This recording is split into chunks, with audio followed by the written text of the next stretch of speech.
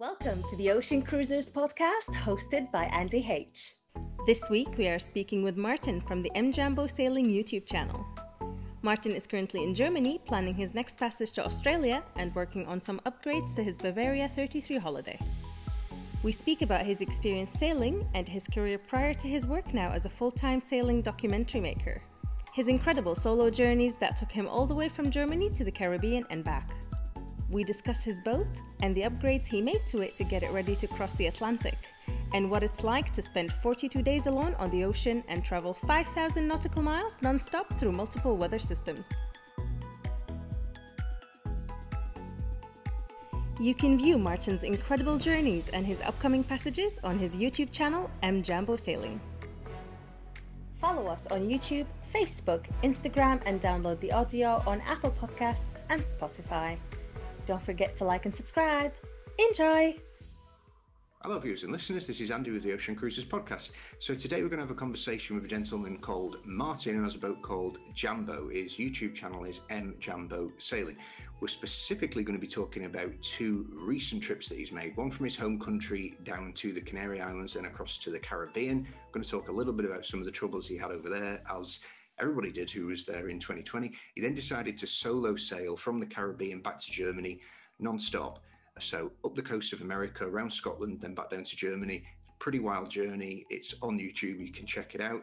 We're also going to have a chat about some of the upcoming trips that he's got planned, which are equally as wild. He wants to solo sail to Australia. Lockdowns persist, he will do that non-stop. He's also going to be putting some videos on YouTube about the refit that he's going to do to his boat, getting ready for that journey. So if you're watching on YouTube, like and subscribe. If you are listening on the podcast, subscribe on there. Check out the Patreon channel where you can become a member and you can be interactive, become part of the podcast themselves, and enjoy the chat. And then I pick up your question, how did I come to solo sailing or sailing single-ended? So actually I started sailing in 2012 and did my normal licenses, so which I needed in Germany. And also what I did was doing all the radio licenses, like short range certificate, something like that. And then I had a sailing cruise in Turkey in autumn 2012, which was really nice. That was like a charter trip. Yeah, that was a charter trip. Yes, we were four. Unfortunately, we didn't have much wind, so it was mainly at the end. But it was a good week, and the plans were made at that time. Sometimes buying a sailing boat, which I then did in 2013. Okay. And then I started really sailing, and actually that was my jumbo. I didn't have the name at that time, so I renamed it. Mm-hmm. And then we both really started. I mean, Jumbo was a few thousand nautical miles ahead of me because it was second hand at that time, 4 years old. And then I started sailing on the IJsselmeer. That is a lake, a large lake in the Netherlands. Most people might know that. Yeah. And really tested the boat. I went out when it was really stormy with wind force 8 up to 9 to test if it really tested it. Okay. Yes, it has a category A, how we call it. So it's worse going on the oceans as well. And predominantly I did that on myself because I didn't have so many friends having the time of joining me on that. And then I did the first long cruise from the Netherlands to the island Helgoland in the North Sea. That what I did with crew, and then a few other things the years after. And then my first big solo sailing cruise was from the Netherlands to north of Denmark, Skagen, there. So going through the Skagerrak. And I really learned how to manage the sleeping as well, because that obviously is key. If you're on a few days cruise, then one of the challenges is managing your sleep. Yeah. Oh, it was terrible actually. So it was my first time. three nights on the North Sea, and I was extremely tired when I arrived in Skagen and then north of Denmark. So that was actually my starting point. And then afterwards, I did another cruise to northern Spain. That was also with 3 days over the Biscay Bay, solo sailing, and obviously also managing interval sleeping. that was a little bit better. And so I built up over the years my skills on solo sailing. Obviously, that is a little bit different than with crew, not only from a sleeping standpoint, but you have to do everything on board alone, which means sometimes you're really missing the second pair of hands, which is pulling the line, but especially when you change a sail. Yeah, for sure, yeah. The ocean, I mean, you're standing there and you need to fiddle in the genoa into the furlegs, and then you would love to have someone pulling the line at some point that it goes in. So yes, I think I built up my skills on solo sailing over the years. But I feel very comfortable with that. I feel very well. Some people very often ask me, why do you sail solo and why you don't have a crew with you? I think from my standpoint, Jambo is rather small. I mean, many people think a sailing boat with 10.7 meters and 2 cabins would be sufficient for a little crew. Yes, it is. If it is only a few days, then it all can be managed and handled. But when you go out for weeks at the sea, then you need a lot of things with you. You need the food, you need drinking water. In my case, I needed drinking water because I don't have a water maker yet. So there are plenty of things you need to store. And one cabin actually in my Jambo is occupied by all those things which I put in. So that's one thing. And on the other thing, it should not be underestimated that you are in a little tiny world with another person. So you need to go on very well with that person, that you actually can cruise a few weeks at the ocean. The only person I can think of would be my beloved partner, Anke. Yeah. I could do it with her. I would take the risk, let's put it this way. Yeah. But then you have the question, does your partner want to do a 3-week trip across the Atlantic? That's the tough part. We had that question when we stuck at Martinique in the Corona lockdown. So it was quite uncertain if she could get a return flight. She flew in March. And just last minute, before all the connections were cancelled from Europe to Martinique. And then we needed to push the airline very hard to get her a return flight. But as it was uncertain, we considered, okay, you might need to go with me. Either sticking in the Caribbean Sea, but I have to leave at some point of time because hurricane season is coming. And we need to leave prior to June. Obviously, that is a good window, a good frame to sail to the Azores. And so she would have done it if she had, but she was glad that she could return flight. Yeah, she was glad that she got that flight. Like, Like my wife enjoys coming out on the boat. She's good for like 4 or 5 days, but if we're talking 3 weeks, it's going to be troubles in the marriage. You know, by the end of that journey, it's going to get difficult. Let's just say that. Yeah, no, just take it back to the beginning. So your introduction to sailing was doing your qualifications first, and then you started chartering afterwards. Yes, it was my way. So actually, that was done in 2012 with the first little licenses. And then I went to the so-called Sportküstenschifferschein, not quite sure what that is in English, probably some of the ocean cruiser licenses, something like that. It goes a little bit beyond the normal license. So I did that in 2013. Yeah, so basically it was a little bit parallel, starting with the licenses and then also going into sailing. What are the licenses like in Germany? Is it similar to an RYA? Because I'm from the UK, we have the RYA. Well, everywhere is the RYA, but what is it in Germany? Is it a similar thing where you have like a beginner, which is like a competent crew, then you have like a yacht master, then you can do like an ocean master? Is it similar in Germany? Yeah, I think it's similar. In Germany, the basic or minimum license is a so-called Sportbootführerschein See, which allows you to cruise within the coastal area, I think 3 nautical miles, something like that.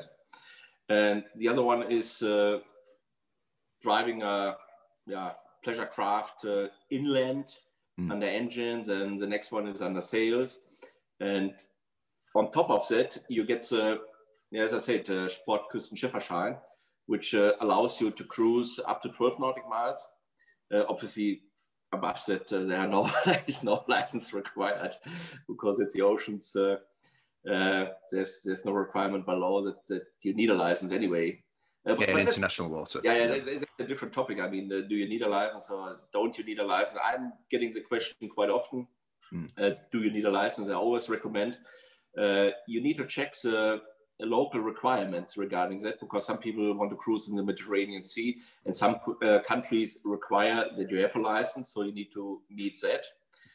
And some charter companies need a little bit more because they want to feel comfortable that the guide renting the boat is capable of leading it or cruising it.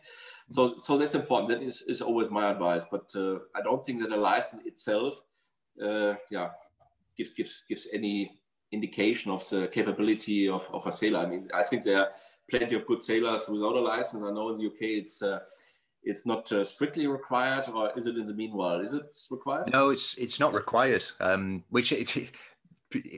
suppose the introduction to why I actually did my license. I've been using boats my entire life, never needed a license for it. Although when I was, I think 16 or 17, I started off with a motorboat. I got a OIA motorboat. I can't remember what it was. It was the basic entry one. It was like a 2-day course. And I then, many years later, I moved to Spain, where you do actually require a license. I had no clue.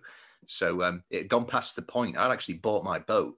I was doing all the work to it, and then somebody came up to me when I was just doing some work on the stern. They were like, "Oh, so did you do the Spanish license?" I was like, "No, what are you talking about?" They're like, "Yeah, you need to do that." But in Spain, if you are Spanish, you live in Spain, you've got a boat with a Spanish flag on, you have to do a Spanish license. You can't use an international license; they don't recognize them. But it's only in Spanish, and there is a lot of expats in Spain who probably can speak Spanish, but they could not speak enough Spanish to pass like a theory sailing test. Okay. So yeah, difficult one. So in Germany, it's actually required. You have to have a license to maneuver a boat. Yes, you should have that. Absolutely. I mean, England, in any case, so if you don't have a license and then cruising with a pleasure craft, the River Rhine, you get caught, and obviously you get penalized. Yes. Yeah, you're in trouble. So the move for you to go into solo sailing, it was probably by default. It wasn't something that you intended to do. Or did you start sailing and think to yourself, right, at some day, I want to cross oceans with nobody? Like, how was that? That's a very good point. No, I didn't think that I would sit now in 2021 here and can talk about 2 Atlantic crosses. Oh. No, I didn't consider that. So when I started with sailing, I mean, it has been a dream for quite a while. And as we just pointed out, a license is necessary of doing it. I couldn't find the time of doing the license. So I was postponing. You always have a good reason in your life why you postpone something. But in 2012, I said, stop. Now it's a point of time when to do this license. So I did that in 2012.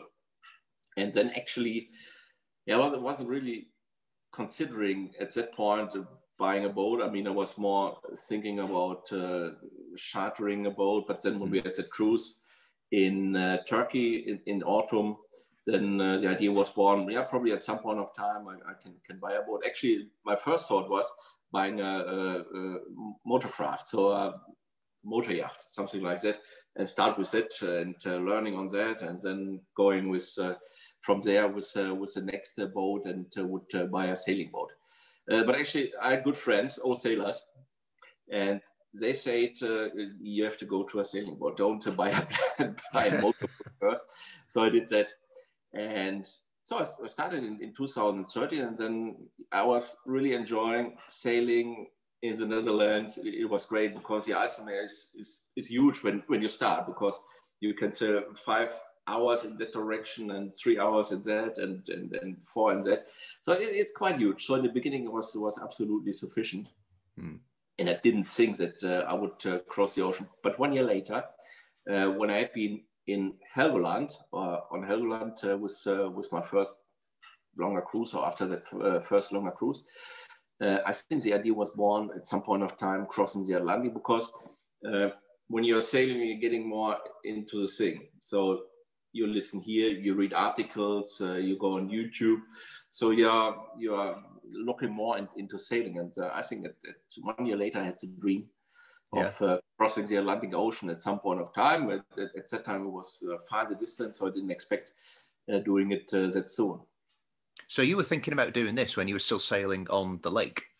Yes, yeah, absolutely. And I had my first experience on the North Sea out there, and then the idea was born at some point of time, crossing the Atlantic Ocean. And it was your friends that convinced you to go for a sailboat instead of a motorboat? Yes, they said that. Unfortunately, they didn't have the time of joining me on my first cruises on the IJsselmeer, so I actually gained my first experiences single-handed. Oh, it's really interesting. My friends were actually convinced when we moved over here. My friends were convincing me to get a motorboat, and I then went online and I did a calculation. I was like, okay, how much money is it going to cost me in fuel to get to Ibiza or Mallorca and back? And I was like, wow, that's like €1,500. So we'll go with the sailboat instead. That was like one of the biggest motivators. It's great, you can get places incredibly easy, but wow, you're going to spend a lot of money on fuel. So.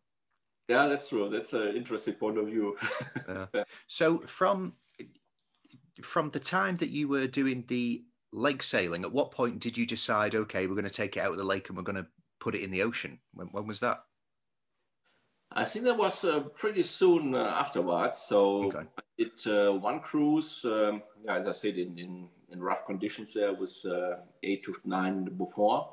To test how seaworthy the boat is, and afterwards I thought, come on, next time we sail to Helgoland, because Helgoland is one of the islands a little bit more away from the coastal islands, a very nice destination for every German sailor, and that what we did in 2014 in May. So with a few friends, we cruised over there, and so that was the first time on the North Sea. And the feeling was absolutely different. I mean, also the IJsselmeer is quite large, as we said, but the waves on the sea are much longer, and you get the swell. And so it was an interesting feeling in the beginning to sail via the North Sea to Helgoland and get that experience. So that was the first time on the oceans. And second time, I crossed the English Channel to Lowestoft from the Netherlands. It was also, I think, 30 hours cruise, something like that, getting over there, gained more experience there. Actually noticed that active AIS is absolutely crucial. The English Channel, yeah. Yeah, it would be. With a lot of traffic. I mean, I stand there with a spyglass, and then, does it work? Are we getting behind? Are we getting in front? And today with the AIS, you get your closest point of approach, you get your time, you get everything, you get all the data. But so when I did it first time with AIS, I clearly decided I need AIS and bought it a few months afterwards. Yeah, I mean, going through the English Channel, if you didn't have AIS, you would just be, you'd be looking out with your binoculars constantly. There's boats everywhere. Yeah, I did that with crew, so that was not myself.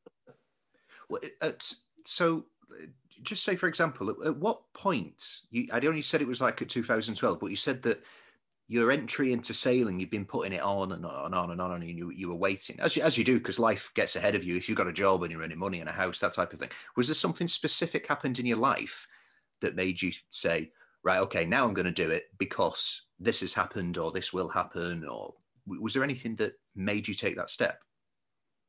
Oh, that's a good point. I think, I mean, when you're in your mid-40s and 40s, one second, let me put that down. Let me start again. That's okay. So actually, when you're in the mid-40s and approaching the age of 50, then you're in a kind of midlife crisis. Let's put it this way. At least you look into different directions. Some people do crazy things. I started sailing, actually. So I think that was probably one of the motivations. So I want to do something different, as many people want to do in the 40s. And I came back to what I had been dreaming on for quite a long time. So I was interested in boats 10, 15 years before. A friend of mine lived in the US at the Chesapeake Bay, so I could join him for a little cruise on the Chesapeake Bay. Yeah, nice spot for sailing.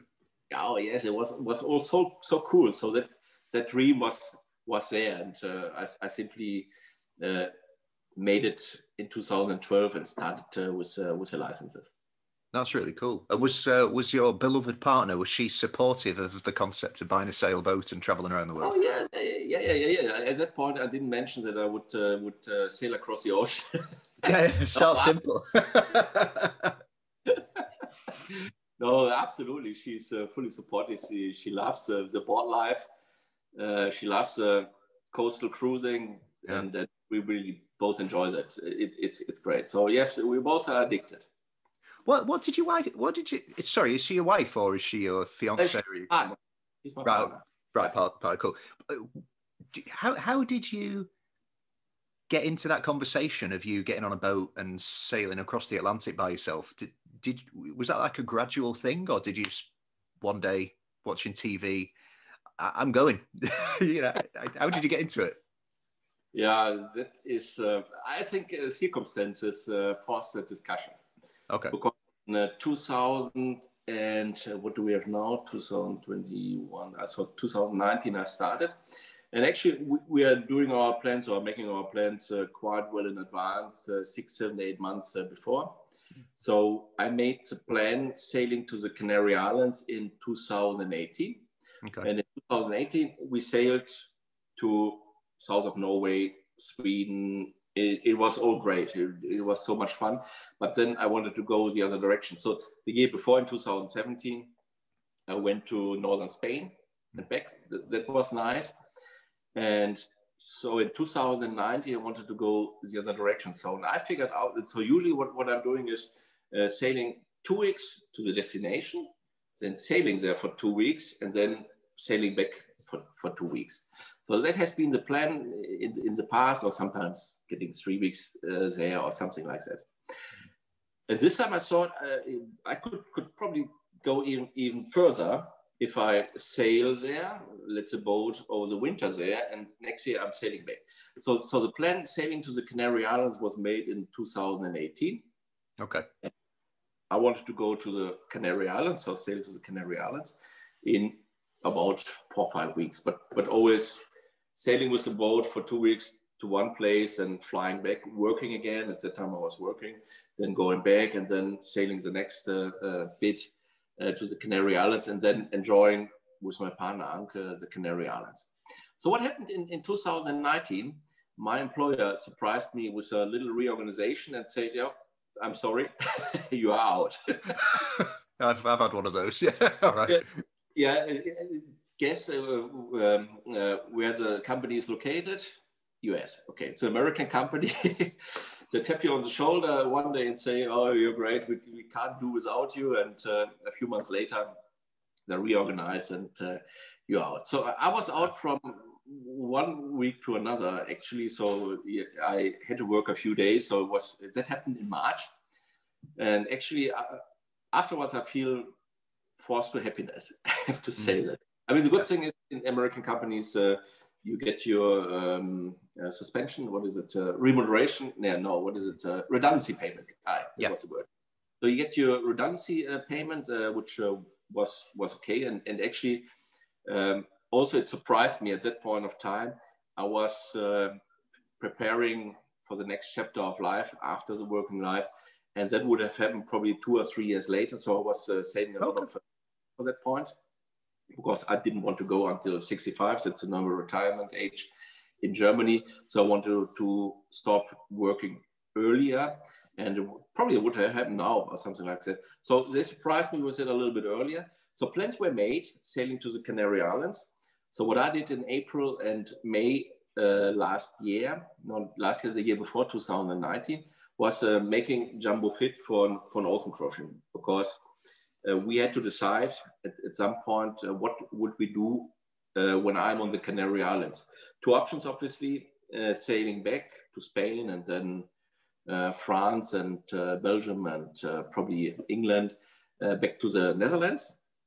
That's one option. The other option was going via the Atlantic Ocean to the Caribbean Sea and then sailing back to the Azores and then doing all the nice stops at the English Channel and visiting the English Channel Islands again, those kind of things, which obviously didn't happen because of the lockdown situation last year. So that was a decision we had to make.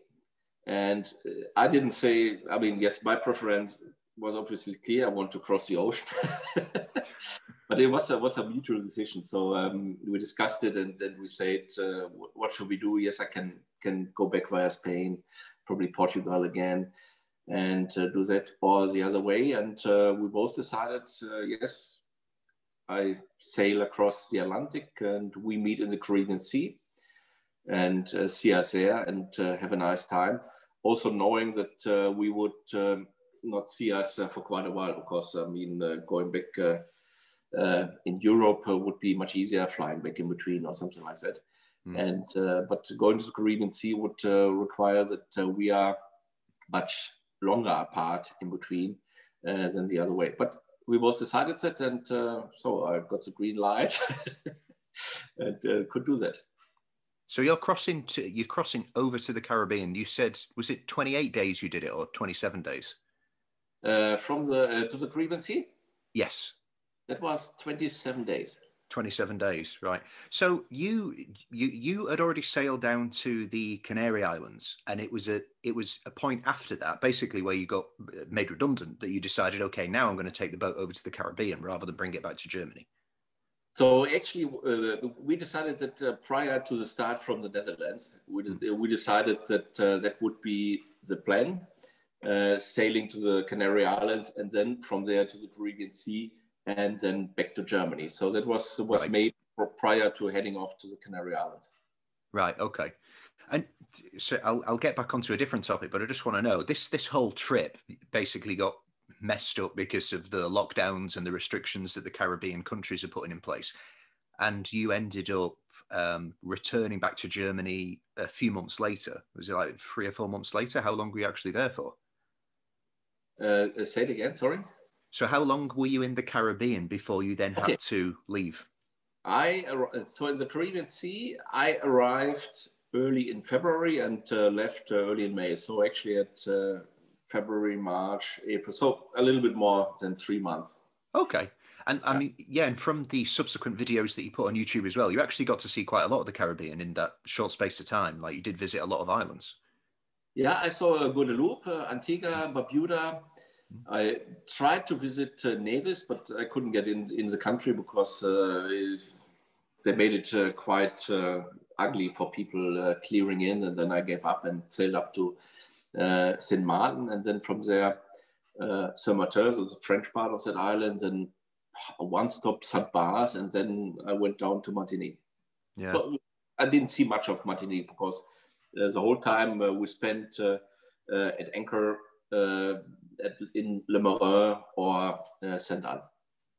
Okay, all right. So how long did you intend to stay there for? If the whole trip, the whole expedition would have gone according to plan, how long would you have stayed there?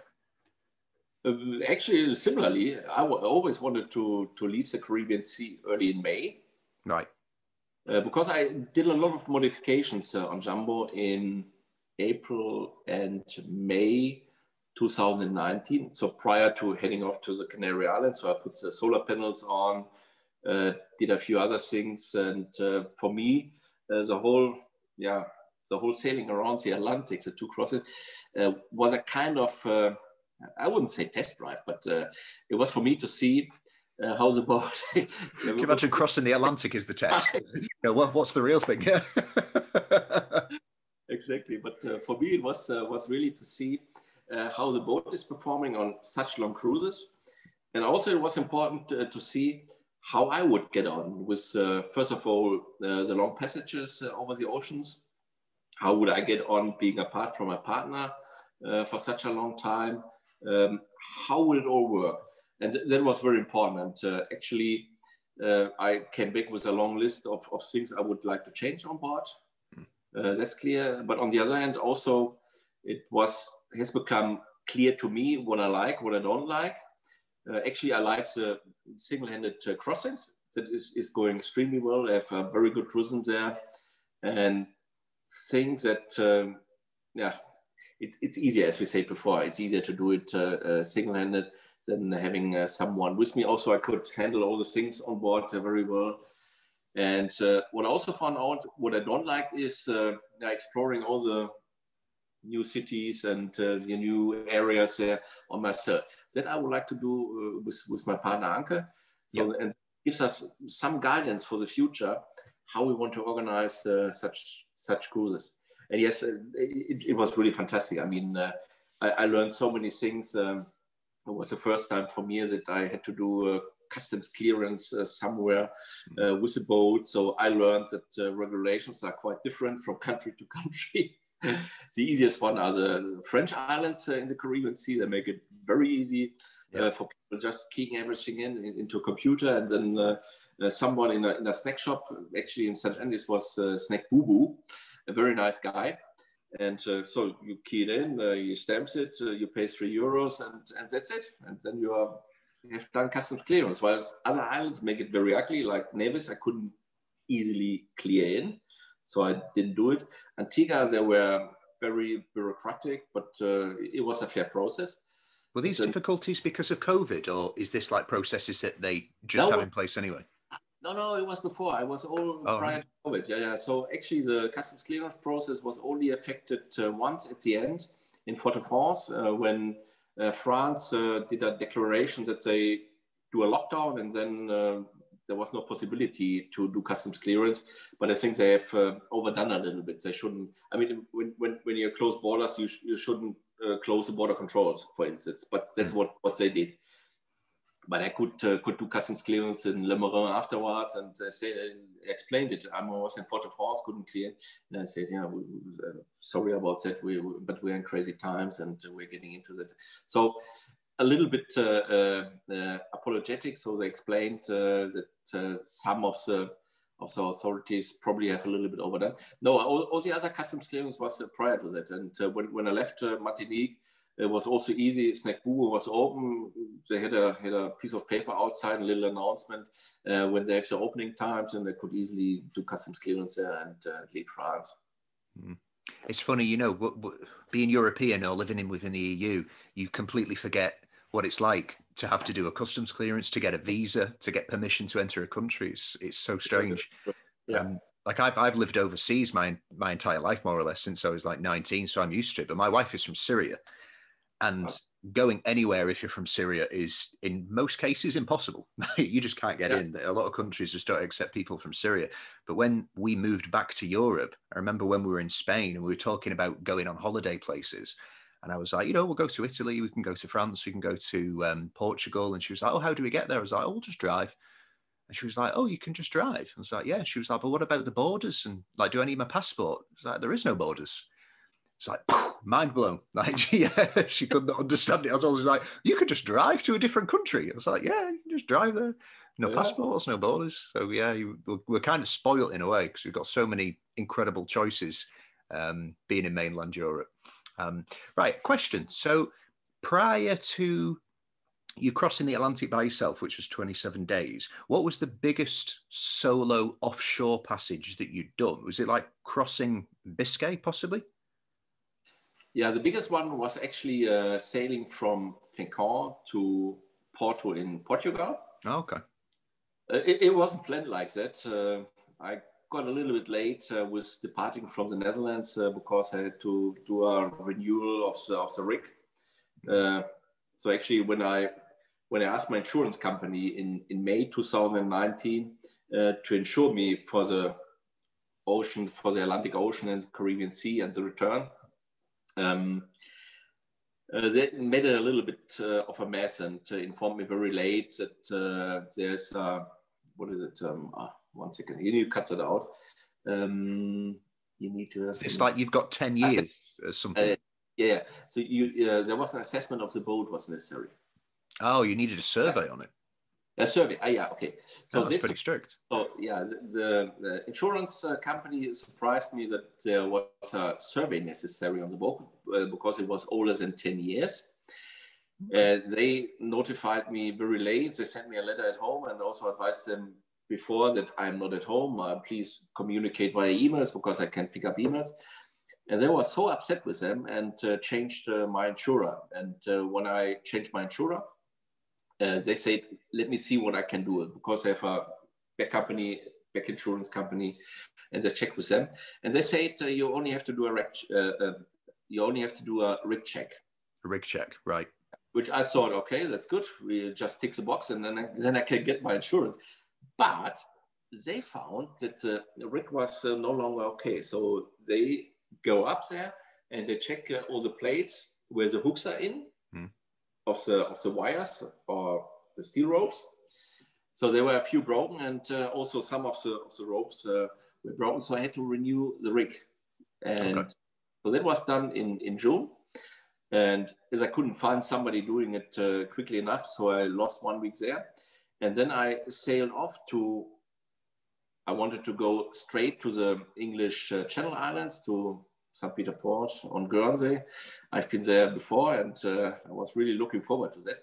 But then my Autopilot motor had a breakdown near Eastbourne after 2.5 days. So I went down to Fécamp and had to stop there, and needed to get a new Autopilot motor, and that is a story in itself. But it took me 1 week to get it. So the first delivery failed because I think the parcel got lost. And afterwards, I decided taking a rental car, driving to Germany, pick up the Autopilot motor, and go back. Oh.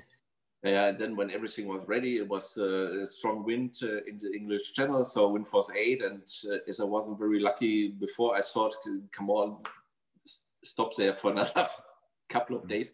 And then I got late because my partner, Anke, had already booked a flight to Porto, and I wanted to see her in a week's time. So I had to sail solo and nonstop from Fécamp to Porto. That was 6 days and 750 odd miles, nautic miles, something like that. Oh, nice so trip. So that was my longest solo sailing cruise so far. Yeah. What type of autopilot is it that you've got on the boat? So actually, I have a pretty new B&G navigation system with a NAC2 autopilot motor, which is very good, and that communicates with a Luma rotary drive. And that is sitting in the cockpit beneath the helm, and with change, the force is transmitted to the helm, and that steers actually the rudder. And that is something which Luma has been struggling with for quite a while. And those motors fail very often. And actually, this one was even under warranty. So I changed it 1 year before. I didn't expect that it fails that soon. And so that motor failed. So afterwards, I got this one exchanged under warranty. So I had one spare. And as I wasn't sure that I get this warranty case cleared and in a new spare motor from Luma, I bought another one. But I got it prior to the Atlantic crossing. So actually, I left the Canary Islands with 2 spare motors of this Luma rotary drive. So the previous one only lasted a year, then it broke. Yeah, then it broke. I'm not quite sure why. Luma had some problems with the clutch, because the clutch needs electricity all the time, so it's an electrical clutch. And I think main problem is in the clutch. But what they also did, they put a kind of they put a relay in, and that ensures that the current, the voltage cannot drop beneath 12 volts. And since I think they have less problems with that motor, probably they did some further modifications on that. But this one actually, which I changed in Fécamp, that lasts the whole journey. So I went to the Caribbean Sea, sailed in the Caribbean Sea, and went back to Germany. So that motor had done 11,000 nautic miles without any problem. Oh yeah, so yeah, it was just the previous way they designed it. They're really hard to get replacement parts for. I've got a friend who he also has a sailboat in. It's actually a Bavaria 34 Holiday. It's the same as yours. Yeah, it's exactly the same boat as yours. And he had the same problem. So the motor went. He contacted them and they said, yeah, it's a Luma part. I think they advised him it would take 2 months to get a new motor to him because they just didn't have any. They didn't have any on the shelves waiting to send them out. That was in February of last year. And I know that it then took him, I think it was about 6 or 7 months, because they didn't have it in stock. Then COVID happened. Then nobody was shipping any parts. He actually ordered it into Gibraltar, and nothing was coming into Gibraltar as well. So it took him a pretty long time. So I just want to talk about your boat. It's because you bought your boat and it was ready for sailing on a lake, and then you refitted it gradually, it seems, to get it ready to do big ocean crossings. Can you just talk to us? So it's a Bavaria 34 Holidays. It's the fancy version. It's got like the full teak deck. It's a really beautiful yacht. Yeah, actually, when I bought my Jumbo, I didn't have any clue about sailing boats. So You picked a good one if it was an accident, yeah. I was lucky. One of my friends really gave brilliant advice during the process of finding the right boat. And he said, oh yeah, you want to have the sail rolled into the mast. That is one thing. Yeah, it's handy. Yeah. Yeah, because it's quite good, and I still like it. So I wouldn't change that. But that's another story. I mean, there are different philosophies. One like it with a little. What is it? So you have one sail which you roll into the mast, and the other option. How is that called in English? Oh, so it could be like a stay sail or a storm jib or something like that. Yeah. So he gave me plenty of advice. So you need a heating system in the Netherlands because it can be quite cold in spring and in autumn. You want 2 water circuits, one for cold, one for hot, and plenty of those things. And then the autopilot, you don't want something which is attached to the helm. You want it integrated. So many things. So I think with many things, probably most things, the advice was spot on. But yes, it was a very basic checklist as well. When you went to buy a boat, these are very basic things that you were looking for. I need a sail that does this. I need this. Yeah. I mean, afterwards, I would think could have been a meter longer, but I think every owner of a sailing boat thinks, oh, it could be a meter longer. Yeah, of course. And the thing is, you set out, okay, I want the Bavaria 34, and then you're like, oh, but the 36 has this, and then the 40 does this, and then the 45, and yeah, you could keep up. I think for solo sailing, the size you've got is perfect. Yeah. So there was also a budget, so I couldn't go much higher, and also my partner liked it a little bit smaller. And so we decided for that, and it was not a bad decision, but we never thought at that point of time that we are going on distant cruises or long cruises and crossing oceans or something like that. So, and then, as I said, I mean, we started sailing, and we are expanding our horizon or looking over the edge. And first thing was going to Helgoland, that was good. Then crossing the English Channel, going to Lowestoft, that was good. And then I got the first change, modification. So I bought AIS, so an AIS transponder that I'm not only can see the other ships, but that you are seen as well, which is very important. Yeah. So actually I bought a piece from WeatherDock with Wi-Fi, so I could connect it with a tablet and could do all the settings there. So pretty good. And also it was a alarm buzzer, which I could buy for that as well. And at that time I was already thinking about solo sailing, and that is very helpful as well. If you have your alarm zone, and then you get your alarm in when a boat is coming to close, and that's quite handy. So that was the first thing which I installed, and afterwards a few other things. So a little inverter that I get 220 volts on board when I'm not connected to the electricity power. It's a pier. So that was a little modification. But apart from that, only a few things, sometimes a new battery and nothing special. But in 2018, when we decided going to the Canary Island, I thought by myself, there's probably more necessary. And at that point, I already considered a new navigation system. I had the Raymarine system, which was at that point of time 10 years old. The autopilot was not working that well. I could have gone for a wind vane as well, but I wasn't quite sure if I can put that it's a stern. I mean, usually long cruisers, most of them go with a wind vane, which is fine. If it works, it's good. My problem is a swimming platform, which is in the middle, which I cannot sacrifice for a wind vane because I need to get the dinghy ready at there. Otherwise, I can't do that. So it would have been moved out of the center. And as Jambo has quite a strong list, sometimes 20 to 25 degrees, and sometimes a wave gives a little push as well, then you are at 30 degrees. So yes, with a wind vane out of the center, it needs to be very long. Yeah, it needs to go very far down. And then probably the forces at the points which is connected to the boat would be quite strong. And at least I know from 3 people where they had problems with the connecting points, that they got loose. And so I wasn't quite sure if the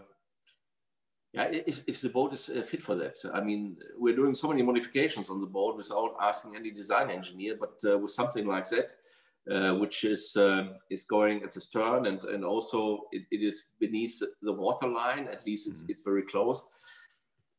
I didn't feel comfortable doing that. So I decided going for an electrical autopilot, and you need that anyway. I mean, sometimes you don't have the wind. I had on the return cruise, I had 30 hours driving through a high pressure with the engine, and so you need a good autopilot, electrical autopilot anyway. So that was my thought process.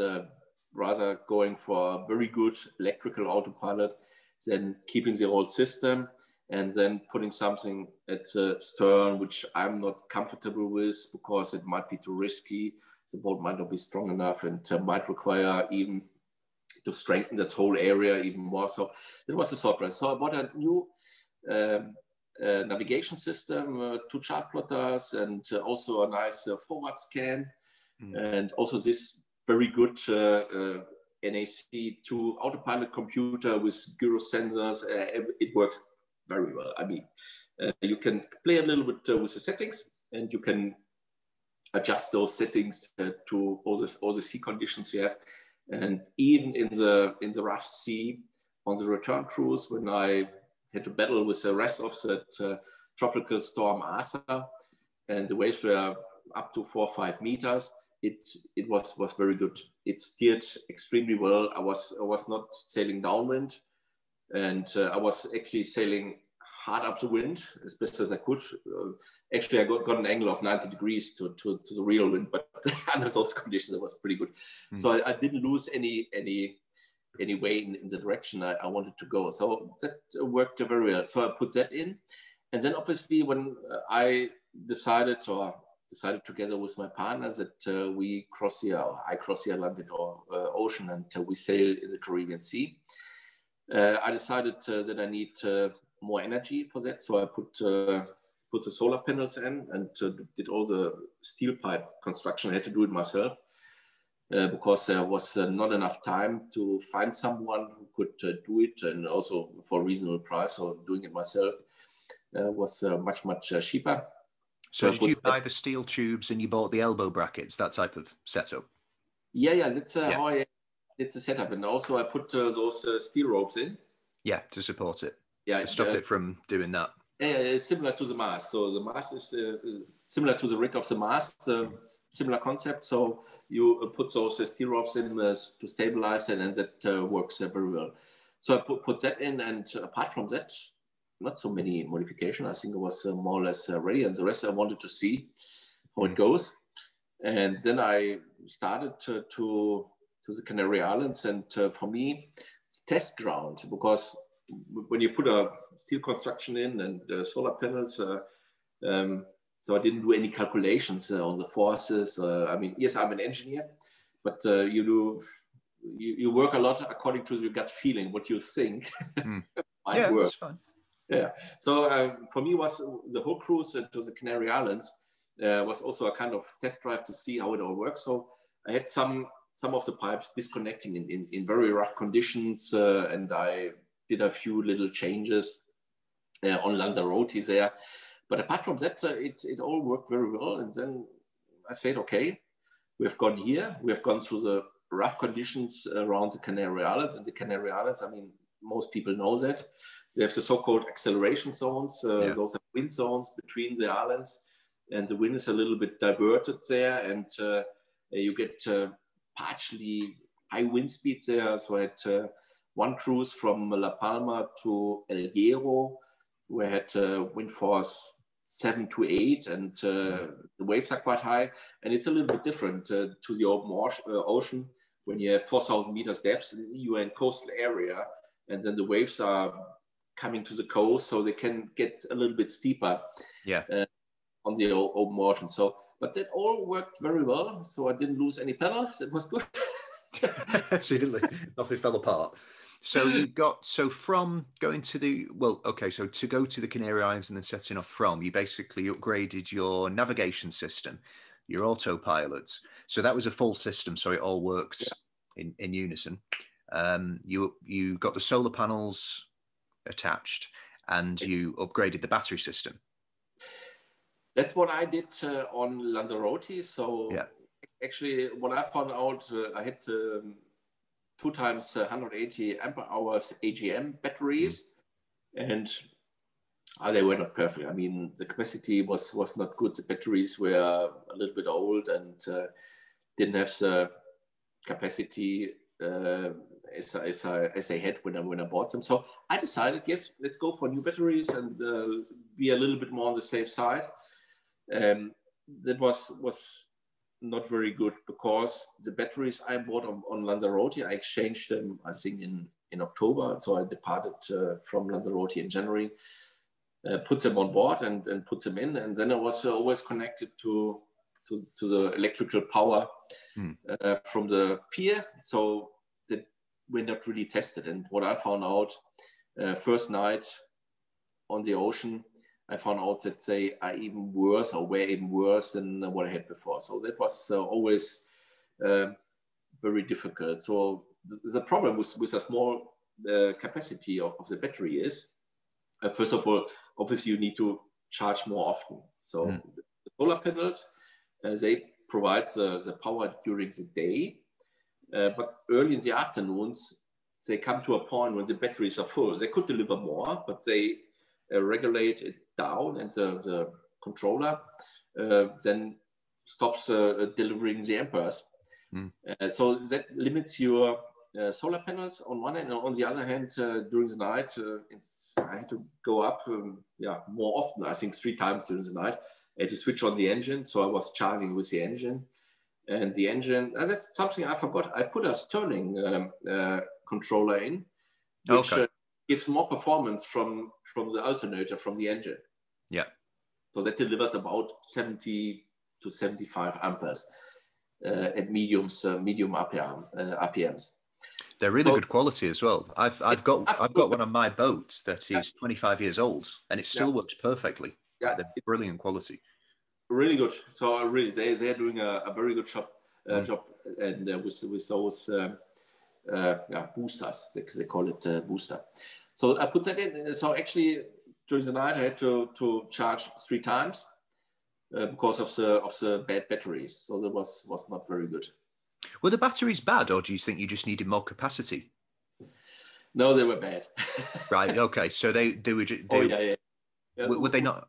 Yeah, when they're full, I mean, they start with 13.6 volts, and I think after 10 minutes they went down to 12.6 volts. That means I had to go. My limit, my lower limit was 12 volts at that point of time, which is actually a little bit lower than you should. I think you should go down to 12.2. So I have overdone a little bit, but there was no other choice. So and then you have only 0.6 volts you can work with instead of coming from 13.6. So I think the real capacity was probably maximum 40% of what they should have. All right, that's pretty terrible, because AGNs, you should be able to get quite a lot out of them. They're a lot better than like basic lead acid. Yeah, on my boat, I think when I get down to like 12.2, everything just starts flickering. So like the chart plotter will start, the screen will start going, the depth goes, the wind vane stops working, all that type of stuff. Okay, so when you got to the Caribbean, did you change those batteries, or did you increase the capacity of your battery bank? So what I did, when I arrived there, it was not a big problem. I mean, during the day cruises, it was all okay. And then at Anchorage, it was okay. So, and usually when you leave the Anchorage, you have the engine on. So you run at least half an hour on the engine, and you recharge the batteries. And then, so it has not been a real problem on the coastal cruises. And also at Anchorage, it was not a big problem. So I didn't see any need of putting additional batteries on. But when I was in Le Marin, it was quite warm. I mean, we were a little bit more advanced in the year, so it was March and it was getting warmer. And there we couldn't get through the night with those batteries because of the high consumption of the fridge. And then I decided there to buy 3 additional batteries, and I bought what was it? Calcium coal batteries. Okay.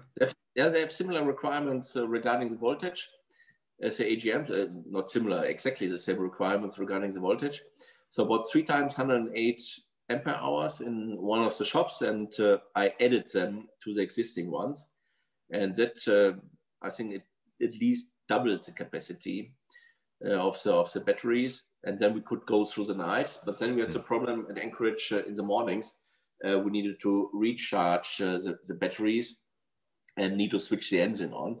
That's not very good because the engine should only run when it really has to do something. I mean, just switching it on once at Anchorage, it's not very good for the diesel engine. So then I decided there buying a Honda genset EU22i, and it was a very good move. Then in the mornings I could run this little genset there for 1 hour and reloading the batteries. During the day was fine with the solar panels, so that was actually really good. And also that genset I used on the return cruise as well. It was perfect. I was going to ask that. So the Honda genset that you've got, the little silent generator, you were able to plug that into your shore power connection effectively, and could you run like 220 in your boat from that as well? Yeah, exactly. I mean, the Honda genset is providing 220 volts. Yeah. And then you go into your socket where the power comes from the pier. And actually what I did, I was putting that to the other side of the boat. So actually I have all the fuses sitting at starboard. So I disconnected that cable, put 2 ends to the other side, enabling me to plug it into the 220 volt inverter. And on the other hand, what I could do when I had the genset running, I could put it connected with the 220 volts on board. And then obviously I have the charger, 45 amperes, which is standard on board. And with that 45 ampere charger, I could load the batteries. Wow, fantastic. So that made a massive difference. That's basically stops you from needing to turn your engine on like a couple of times a day, or at least when you first woke up. Yeah, exactly. So it saves engine life a little bit. Yeah. No, that's really, really cool. So how many watts of power for the solar do you have on the boat?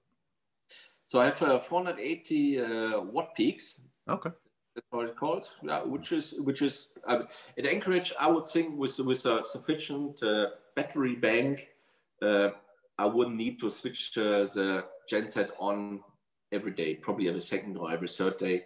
But because of the small capacity at lunchtime, batteries were full, and you couldn't collect more ampere hours with them. But actually, what I already did was buying 600 ampere hours lithium this January, so this month. Oh, nice. They go on board when the boat is in the water.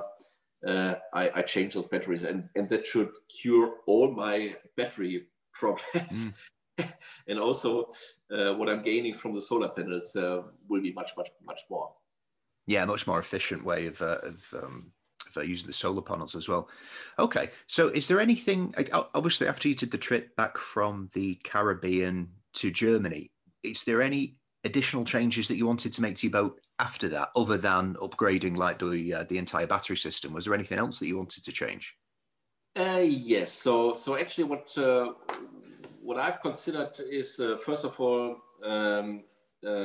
windlass for the anchor. Because I mean, it's a moment what I've done in the Caribbean Sea was pulling it manually on board, which is normally under nice and fine and easy conditions, not a problem for the solo sailor, pulling up the 8mm chain, because usually you pull the boat with the chain to the anchor. Yeah. But I had a few times I had extremely rough conditions. Then it's tough. And it was not that easy. Yeah. Solo as well, that would be very difficult. Yeah. Yes, and you're solo. There's no one. It's a helm who you can give a sign, that direction, and yes, right. Oh no. You have to get a little bit clearance in the chain. You run to the bow, and then you pull it in, and then you need to be fast enough, putting it somewhere. It's a clamp. Is a clamp the right word? What's just so like the cleat, like wrap it around. Yeah. Exactly. So put it in there, and you need to be fast enough that your fingers are not get hurt. So it took me 45 minutes in rough conditions to get the anchor in, and then I decided, yes, it gets #1 priority on my list. Yeah, get a really chunky windlass on the front. Most of the sailing I do is solo sailing, but my wife and my kid are always on board.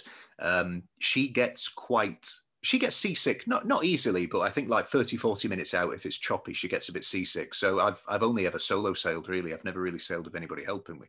And the only time I ever ask her for help is if we're anchored up and then it gets incredibly windy. Then I have to. I've got no other option. Like if you're at the front of the boat and you've got like 30 knots of wind, you try and pull an 8-ton boat. it's absolutely possible. So it's literally only at that time I'll just pop my head down and be like, can you just come and push on the accelerator a bit for me? And she's like, yeah, okay, that's the only time I need the help.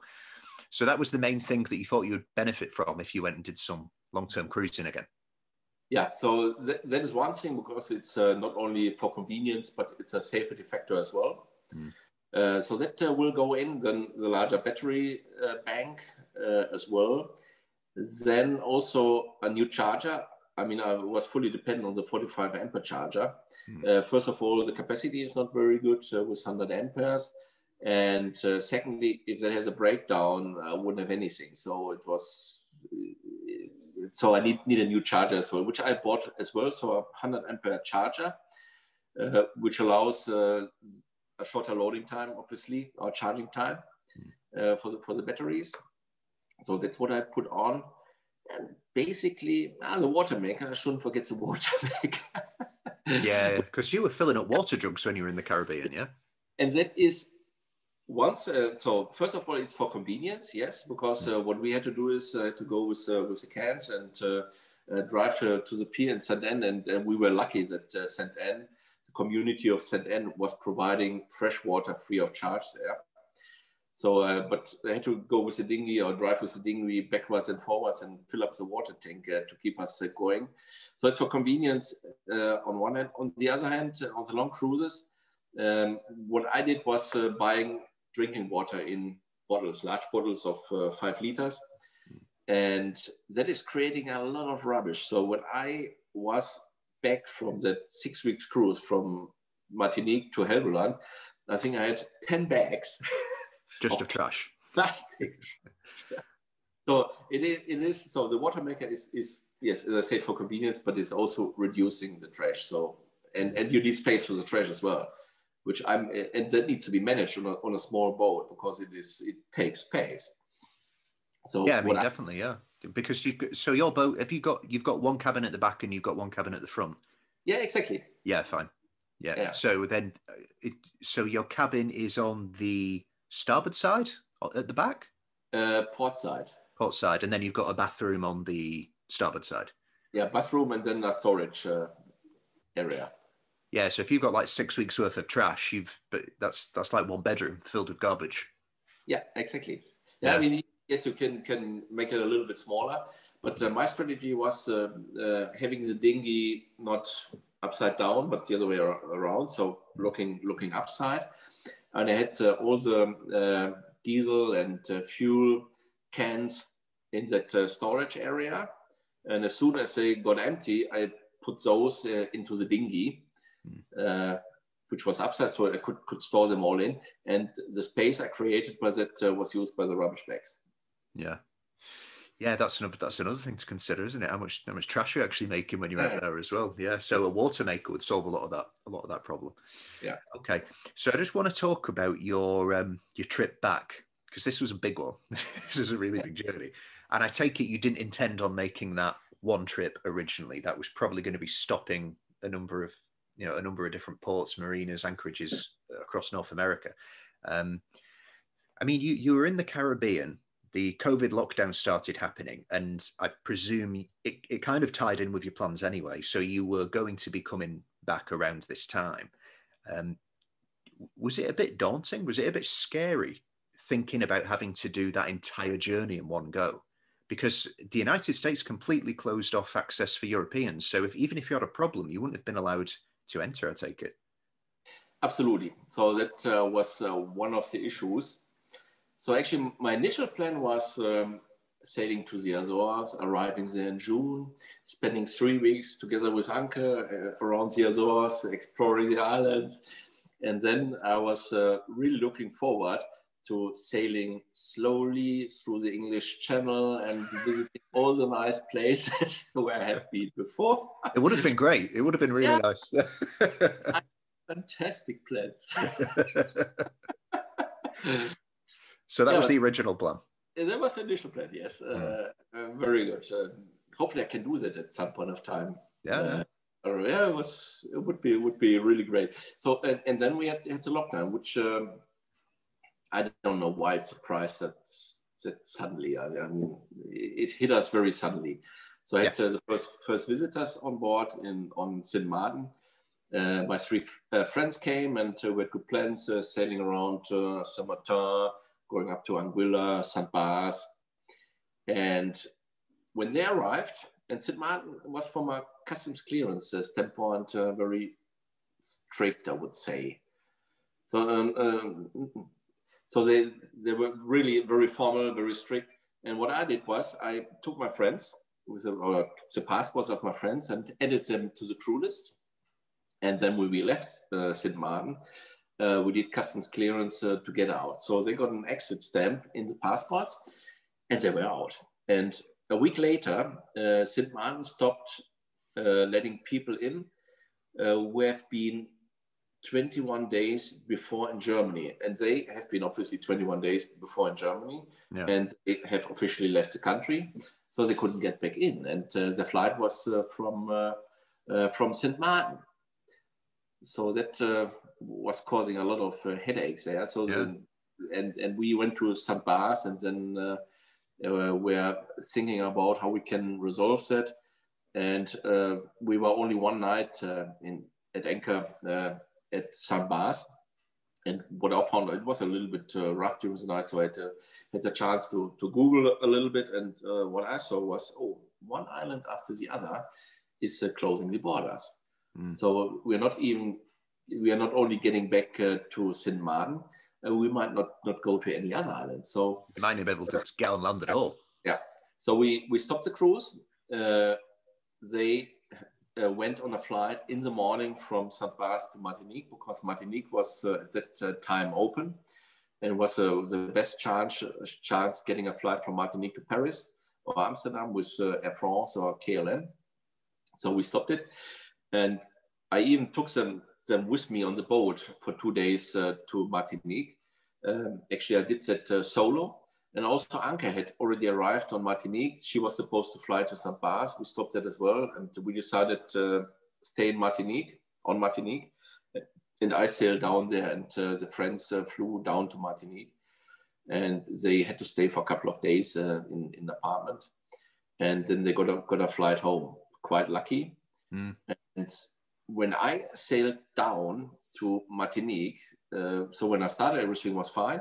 And when I arrived in the morning, France closed the borders, not completely. Also, same day there was a lockdown. Actually, I went to one of the few stations there where you usually can do customs clearance. That was not possible. They didn't open up that morning. Anke came with a lady who provided that accommodation to her for the last 2 days. and she was very nice, and she took her to the supermarket so Anke could buy a few things, because that day it was said from noon, 12 o'clock, no traffic on the roads, nobody can go out, you have to stay at home, and supermarkets closing. And it was an abnormal situation for it was us. shocking. Yeah, shocking, because I did customs clearance on St. Bas, so I was out of that country, out of St. Bas, and so was between the island. So I felt a little bit stranded between the island. And then Anke came, and then with a lady who went to the next petrol station, so I could take 60 liters of diesel as well. Yeah, then we both left Fort-de-France and went out. And actually, coincidentally, I had met in the morning 2 guys from England as well. They wanted to do customs clearance, and we exchanged phone numbers, and actually gave them a call. And they informed me that they could do customs clearance in Saint-Anne. So we sailed to Saint-Anne, dropped the anchor there, and then rang them in the morning. And then they informed, oh, the petrol station or the fuel station for yachts is open as well. And then we hoist the anchor and went there and took more diesel. We took also water. And then I found out there that in Le Marin, the Capitainerie would do customs clearance, and then lucky me, I could go there. It was all empty, everything was closed there. It was just the office was open. They opened the door only a little bit, and there was a gentleman with a mask, and he asked me, "What do you want?" I said, "Customs clearance," and he said, "Yes." And I was really lucky and happy, over the moon, that I could do customs clearance and officially and legally in the country, because the worst thing is you're stuck between the islands. Yeah, it's crazy. There's one channel which I follow. I can't remember the name, but basically they were sailing past Spain. I think they were intending to get to Corsica, I think, and they were I think it was Almiramar in Spain, possibly somewhere around that area anyway. And they were on the boat, so they'd not checked into Spain. They don't need to. The British, you will in the future, but they didn't back then. And when they got to Spain, they got in the dinghy. They were like, okay, we need to go and get water. Went to shore. The police guy was waiting on shore. He was like, no access. And the couple were like, well, we need water for the boat. They were like, no, you can't come to shore. Oh. And they were only able to actually get water. I think they had a follower of their channel on land based in Spain, and he took his dinghy, met their dinghy, and they exchanged water, and that was it. Like, it was crazy, and that I think was easy, because in Europe, you have the safety. At the end of the day, if something goes wrong, you call your consulate, you call your embassy, you'd be like, listen, Germany, I'm in Spain, and they're not letting me get water, and something will work itself out, But when you're in the Caribbean, you've got these very small, like, even in some cases, like kind of indigenous islands that don't have that many tourists. Like, it must be scary, especially then.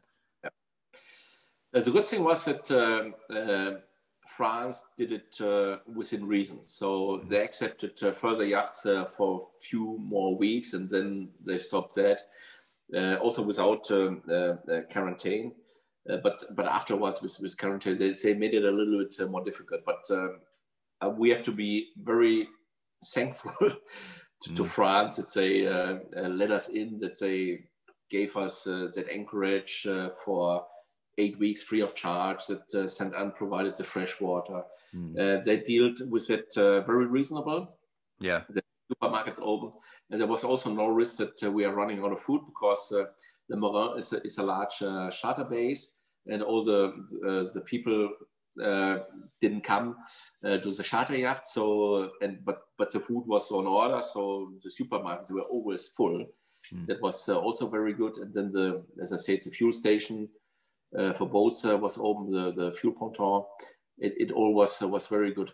But the situation further escalated in Europe at that time. So we got the first notifications that Portugal wouldn't accept any other yachts than just Portuguese yachts.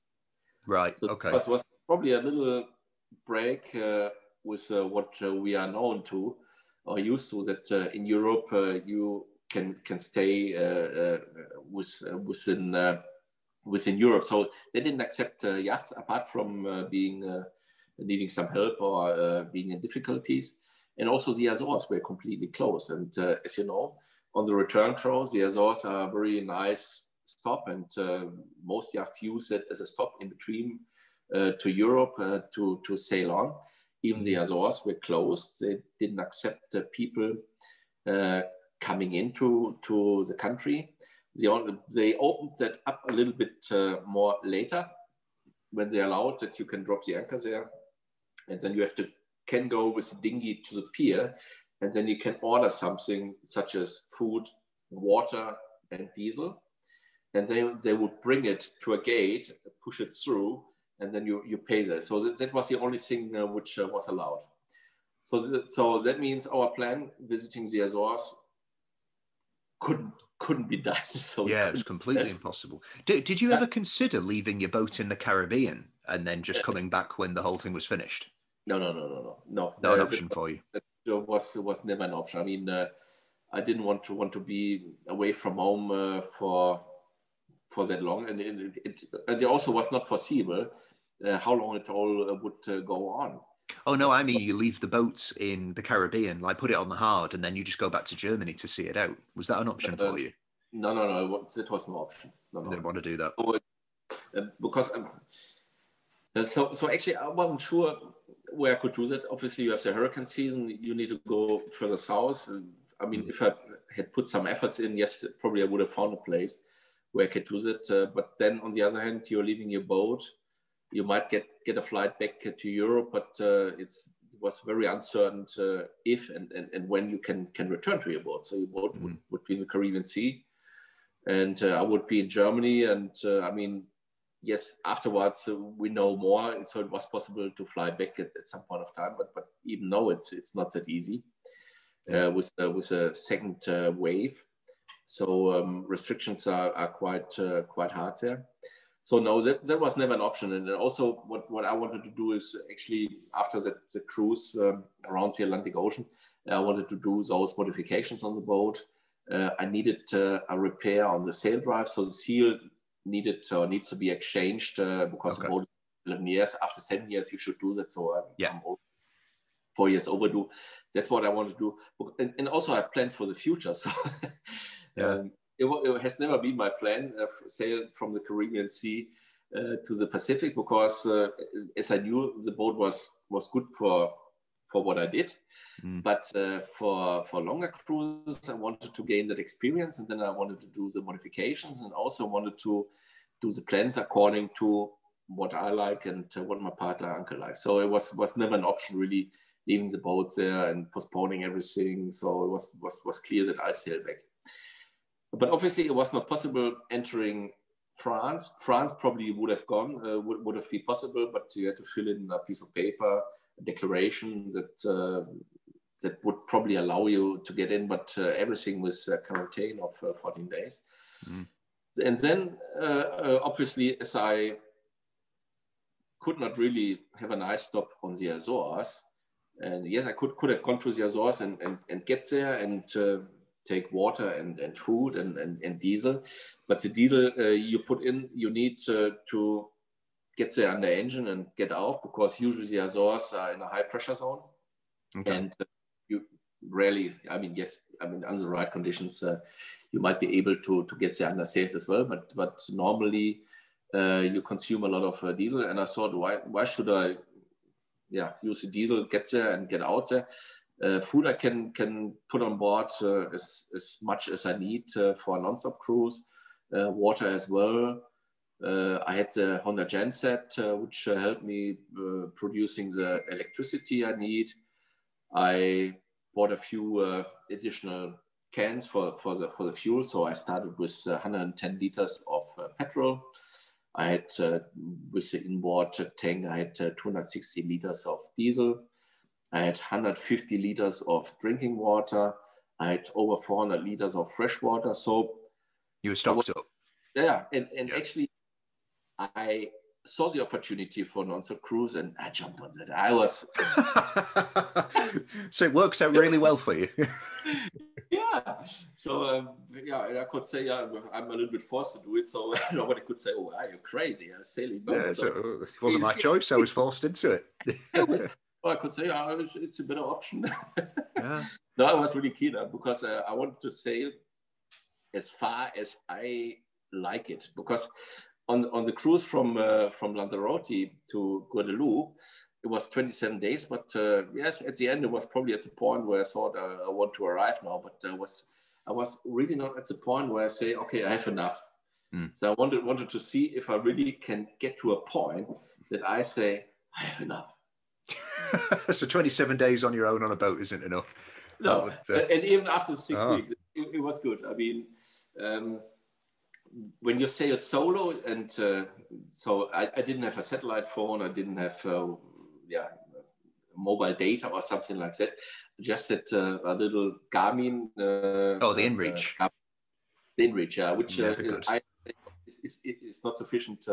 Getting the weather forecast just via the InReach, you need something more proper, and that's on the list as well, by the way. Getting a Iridium Go with a proper provider for wind forecast, such as Predict Wind or something similar. But lucky me, I'm quite well known in the community, so I had a lot of people giving me within the text messages that gave me weather. And that was absolutely crucial because with a 2-day weather forecast you're getting via the Garmin, you cannot see how a tropical storm is moving. Yeah, of course, yeah. You're not seeing how the high is moving, so I was really fully dependent on the text messages giving me those additional weather information. Yeah. And that helped me also to manage the tropical storm. After that, I'm not get fully in, but had to go for 3 days actually on easterly course, and then the tropical storm caught up, and then it was that week that it was not a big problem.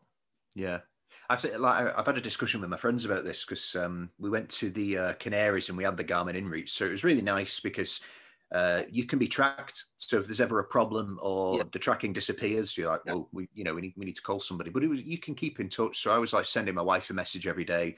Everything's really nice, seeing dolphins, bloody blah. And we were saying that you could cross the Atlantic, you could do an ocean crossing with this. If you've got like somebody back home who's competent enough to look at the forecast, they can send you a message, like change your bearing, go south, go west, go east, and then it can work. Yeah, absolutely. Yeah.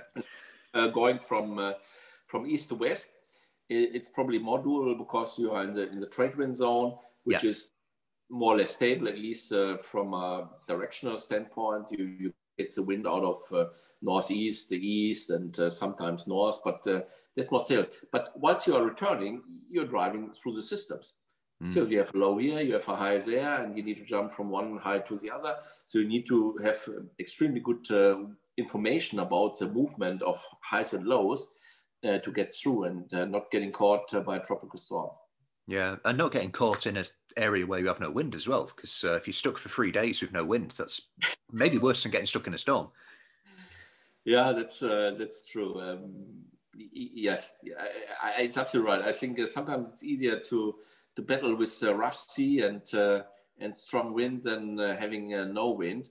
Yeah. And my situation was worse because due to the tropical. I mean, usually when you sail back from the Canary Islands to Europe or to the Azores, let's put it this way, you go north, and then when you're around the Bermudas, you are in the west wind zone, and then you drive to the east to the Azores, because when you go directly, the area where you are at the high pressure is much larger than more in the west, and that was my problem, because as I had been diverted for 3 days on easterly course, much from a latitude standpoint, so I think 5 or 6 degrees further south than Bermuda is. So I was too far to the east, and then exactly I had the problem going to the high pressure when it was very large. So and they are really large. They're not like we are used to in Europe, but on the ocean. When you consider I sailed into that high pressure one day with very light wind, then I had it calm for 30 hours, and then I sailed out for another day in light wind.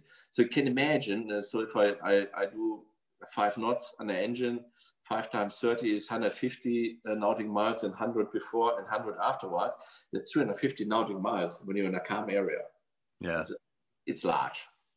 Yeah, there's a long space. I mean, I've always said if it's an option between having no wind and just rocking around like that in the middle of the ocean, or having like 30 knots and 3-meter waves, I'd take the 30 knots and 3-meter waves, because at least you're making progress. You're getting somewhere. You might not get as much sleep, but it's better than just bopping around. Absolutely. Yeah, I think I'd rather take the storm to a certain extent. Otherwise, I'd probably prefer the bopping around. Yeah. Okay. So, how many nautical miles was the return trip in total? How many what? How many nautical miles was the return trip in total? Oh, that was 5,130 nautical miles, and more or less exactly 42 days. Non-stop? Yeah, non-stop. Yeah. Non-stop. I mean, that's probably the biggest trip you will ever do. Non-stop. That is the biggest trip I've done so far. Yeah, I mean, have you got any trips planned that are longer than that? Oh, yes. So actually, all right. there's a little story behind, because when I left the company in 2019, I have a lot of colleagues, probably more friends in Australia. And they said, oh, Martin, you have to come with, because I mean, they all know my stories about sailing and where I've been cruising. And so I'm talking a lot. And actually, I had an international team and a few folks in Australia. So they know my sailing stories quite well. And they say, you have to come to Australia. I always told them, oh, guys, that takes years, because first of all, you need to do a Caribbean cruise, and then probably sometimes I need to go via Caribbean Sea, Panama Canal, and the Pacific Ocean, years. And when I was sailing from Lanzarote to Guadeloupe, I thought about that. I mean, why should I put it out so many years? I would like to meet them again. Nice guys. So I thought, what's the quickest and easiest? Yeah, easy not, but what is the fastest way? Let's put it this way, to Australia.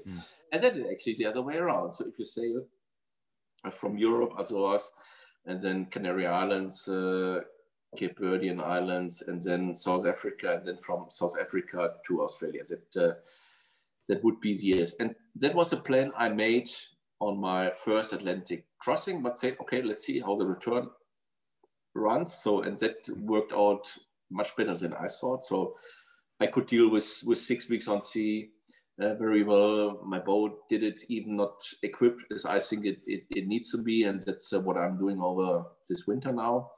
So with a much better equipped boat, I think I can make that. And actually the plan at that time was doing that. And when I arrived on Helgoland after the 6 weeks, the plan was made, because, as I said, it worked out very well. And at that time, the pandemic seemed to get a little bit better. At least the summer was not too bad. We could go to restaurants and something like that. So a few things were opening up. And at that point of time, I couldn't imagine that the pandemic would carry on that long. And we would be still in a situation where we're now in January 2021, looking into a lot of uncertainty this year. And at the moment, we don't know how it all will work out. We're getting now the first people with vaccination, but we don't know if they can still transfer the virus even they are vaccinated. So it is at that point of time, I thought at the end of the year it's all over, which we know now is not. So the plan was sailing to the Azores, and doing that what we wanted to do last year, doing that, sailing around the Azores and going by Madeira, Canary Islands, Cape Verdean Islands to South Africa. I wanted to arrive there in October, early November this year, and then spending a few weeks in South Africa with Uncle, going on game drives or something like that. Yeah. And then after Christmas, flying back and sailing from Cape Town to Perth or Melbourne. So there was a plan. At the moment, we still have the plan, but... it might be possible. I think we'll just have to see how the next couple of months go. Yeah, exactly. So we keep the options open. So I will carry on with my little program of equipping my boat with what I have on the list. So I'm already in the procurement process, because there are certain delivery times, as we discussed in the beginning. So you need to make sure that you have the right stuff on board, that you can do all the modifications. So I'm getting the boat ready with what I want to change. And then I need to decide in May how the situation will look like. At the moment, Australia is considering closing the borders for the entire 2021. No way, really? Yeah, that's what they are currently considering. At the moment, I think you can get in with 14 days of quarantine, but not quite sure how that all goes on. Then is a question, should we really go to South Africa because there's a mutation of a virus which is more effective? Yeah, we're going to. A lot of uncertainties of it. Yeah. But I think we will do that. So in the worst case scenario is that Australia will close the borders for the entire 2021. But I hope 22 will be much better. I think at least then we should be able to return to a little bit more normality, that life is a little bit more normal.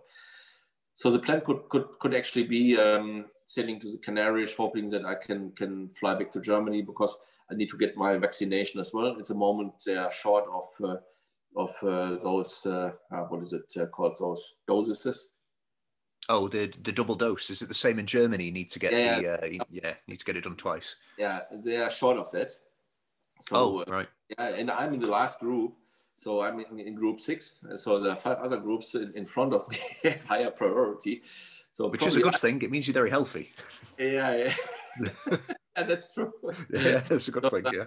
I'm not in the most risky group. That's true. So that means probably I can get my vaccination in September or something like that. So probably bringing the boat to the Canary Islands, flying back to Germany, getting my vaccination, and then probably from there might be one of the options I'm considering at the moment, sailing through to Perth. That would be 12 or 13,000 nautical miles. So that actually, if that's the option I'm doing, that would be even much longer than what I've said before. So at the moment, you're contemplating with sailing directly from the Canary Islands to Perth. That's the next trip. Yeah, that's one option. Yeah. Wow. Okay. So I think you might prefer that than stop it. Actually, it sounds like it. Yeah. Yeah. I cannot deny that. Yeah. It sounds like you might enjoy it. Right. Well, I didn't find my limit on the cruise from Martinique to Helgoland, so I'm still not there. Yeah, I think. I mean, who knows how far you can go? But maybe sailing to the moon is. You might find your limit if that's an option. Somewhere is a limit. It could be. Yeah. Well, listen, Martin. Thanks very much for your time. I think everyone's going to really appreciate learning, more about you, more about your journey, and where you come from, and how you got into it. And thank you for putting the content online so we can all learn and benefit from your experience. I really appreciate it. Yeah, thanks a lot, Andy. Great pleasure for me as well. Yeah, it's good speaking to you. If you want to support the production of these podcasts, you can become a member of our community on Patreon, where you will be able to access extra content, interact with our guests, and become a part of the show.